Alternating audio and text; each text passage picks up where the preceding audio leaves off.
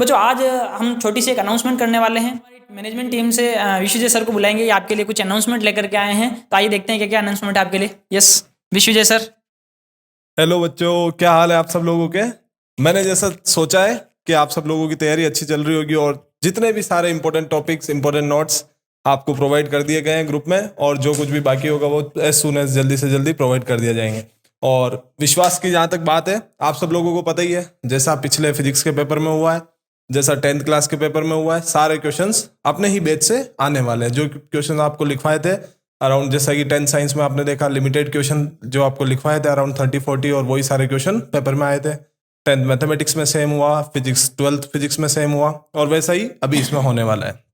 तो बच्चों, आज जिस काम के लिए मैं आया हूँ वो सबसे इम्पोर्टेंट काम यह है कि हम लोगों ने अब डिसाइड किया है कि जो पहले का जो नीट फाउंडेशन का बैच है उसकी कुछ डेट्स फाइनल जो हमने डिसाइड करी वो आप लोगों को बताने के लिए। जैसा कि आप सब लोगों को पता ही है कि अपने आसपास के एरिया में कहीं भी नीट की कोचिंग नहीं होती, आप सब लोगों को दूर दराज जाना पड़ता है। और जैसे सीकर तक जाते हैं कोटा सीकर तक लाखों बच्चे रुपए खर्च करते हैं जो लोग। और आप सब लोग उस दौर से गुजर भी रहे होंगे कि कोई आपको बता रहा होगा कहाँ जाना है, जयपुर जाना है, कोटा जाना है। मेरे ऐसा से सब भी कुछ। कुछ पेरेंट्स मिले कल, उन्होंने पूछा तो मैंने कहा कोई आपकी इच्छा, जहाँ जाए जाए। कोटा है सीकर दोनों ही अपनी जगह बढ़िया है। तो पेरेंट्स की इसी डिमांड को देखते हुए हमारी टीम ने ये डिसाइड किया है कि अब जो NEET foundation batch class 11th और 12th उसके लिए जो हम चलाने वाले हैं उसकी टाइमिंग्स और डेट्स वगैरह सब कुछ हमने शेड्यूल कर ली गई है। अब उस शेड्यूल में जैसा कि आपको बताया 20 अप्रैल से सारे फ्रेश बैचेस स्टार्ट हो जाएंगे क्लास 11-12 नीट फाउंडेशन के लिए, और जो सारे बैचेस बाकी अदर आपके लिए बचे हैं क्लास 10th के, क्लास 11-12 नॉर्मल बैचेस, और इसमें सारी सब्जेक्ट्स इंक्लूड होगी। और फैकल्टी के बारे में आपको इश्तियाक सर बता ही सकते हैं कैसी होगी। फैकल्टी आप जानते हैं, बिल्कुल दासू फैकल्टी है। विश्वजय सर को आप अच्छे से जानते हैं। सर जो है, जैसा कि अशोक गहलोत साहब ने घोषणा की थी उसके अकॉर्डिंग सर का गवर्नमेंट जॉब में भी है, लेकिन सर का इंटरेस्ट बच्चों को पढ़ाने में। तो कल भी सर मेरे से ही बात कर रहे थे कि सर अपन अपने इलाके में एजुकेशन के लिए कुछ करते हैं यार, मैं ये जॉब नहीं करना चाहता। तो सर का इंटरेस्ट नहीं है, सर को बच्चों को पढ़ाने में इंटरेस्ट है। तो एकदम बढ़िया से आपको पता है कि सर का मैथमेटिक्स बहुत स्ट्रॉन्ग है। सर 10th को इंग्लिश भी और इवन साइंस भी सर ही पढ़ाते हैं। और भी हमारे फैकल्टी के दूसरे टीचर्स है जो ऑनलाइन नहीं आते हैं, वो ऑफलाइन पढ़ाते हैं। और बहुत सारे अच्छे से सर जो ऑफलाइन पढ़ते हैं उनको पता ही है।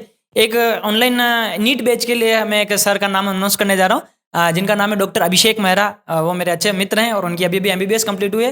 तो वो भी आपके कुछ जूलॉजी के पोर्शन आपको नीट बैच में वो पढ़ाएंगे।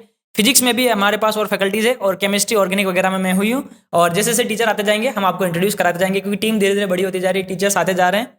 और सर बताएंगे और बाकी जैसा कि अब आपको बताया गया फैकल्टी के बारे में, आपको ये नहीं सोचना है नाम कितना बड़ा है। देखिए, मैं आप सब बच्चों के सामने एक एग्जांपल रखना चाहता हूं कि लाखों की भीड़ में से कोई एक हीरा ढूंढ पाना कोई बड़ी बात नहीं। मैं ये नहीं समझता हूं कि लाखों की भीड़ से आपने एक हीरा निकाल दिया तो वो कोई बड़ी बात नहीं। आपको उस कचरे के ढेर, कचरा का ढेर आपने देखा होगा हर वक्त छोटा ही होता है, कोई बड़ा कचरे का ढेर नहीं होता है। उस कचरे के ढेर में से हीरा ढूंढना वो हमारी प्राथमिकता है, हमारी टीम की प्रायोरिटी है।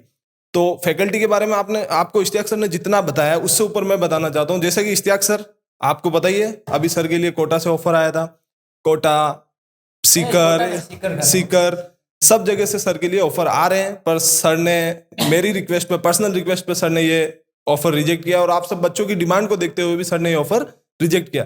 तो अब आप सब लोगों को बिना देरी किए हुए जल्द से जल्द अपना रजिस्ट्रेशन करवाना है। रजिस्ट्रेशन के लिए जो भी नंबर्स वगैरह होंगे आपको डिस्क्रिप्शन में मिल ही जाएंगे, और आपकी स्क्रीन पर भी शो करना है तो आप कॉल के लिए वो नंबर बता दीजिए। कॉल करने के लिए आपको नंबर लिख लीजिए 9166773615। ये नंबर है, स्क्रीन पे आ जाएंगे अभी, स्क्रीन पे आ जाएंगे ये नंबर भी आपके लिए। और अगर आप व्हाट्सअप मैसेज करना चाहें तो 7375988212 इस नंबर पे आप व्हाट्सअप मैसेज से जानकारी प्राप्त कर सकते हैं। जैसा अब आपको पता चली गया है बैच की टाइमिंग, शेड्यूल वगैरह, अब मैं आप लोगों को सामने ये दो ऑप्शन रख क्यों रहा हूं। अब आपको भी पता है कि आप दूर जाना पसंद करेंगे या यहीं रहना पसंद करें।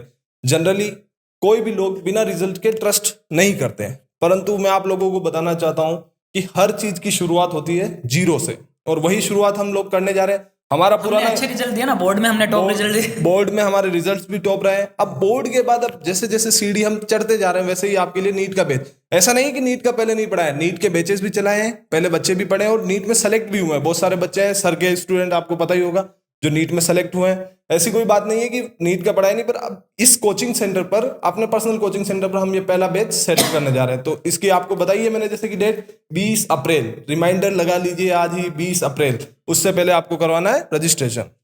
और नीट के लिए सबको पता ही है, जैसे बायोलॉजी वगैरह में आप लोग क्वेश्चन वगैरह देखते हैं या क्लासेस लेते हैं तो आपको पता है कि बायोलॉजी में से अगर 90 क्वेश्चन आ रहे हैं तो 90 में से 89 क्वेश्चन तो अपने नोट्स में से ही होते हैं, जो कि मैं स्कूल लेवल पे पढ़ा रहा हूँ वो है ना। और ऑर्गेनिक में आपने देखा ही, इस साल ऑर्गेनिक में जितने भी क्वेश्चन आए सारे अपने नोट्स में से थे। फिजिकल क्योंकि हम स्कूल लेवल पर ही पढ़ाते हैं, फिजिकल हमने नीट लेवल का पढ़ाया नहीं है, लेकिन जो पिछले बैचेस थे उनमें हमने नीट लेवल का पढ़ाया और आप गारंटी के साथ उन बच्चों से बातचीत भी कर सकते हो, वो भी अच्छा है। अब जैसा कि अब इश्तियाक सर ने आपको बताया, सब्जेक्ट्स की जो जो अलग डिस्क्रिप्शन है, हर एक सब्जेक्ट के लिए अलग टीचर भी चाहिए होता है, हम जैसा कि मानते हैं, और अपने पास अच्छी से अच्छी फैकल्टी आपको दे दी जाएगी। बच्चों, आज आपको चलती क्लास में रोकने का रीजन ही यही था।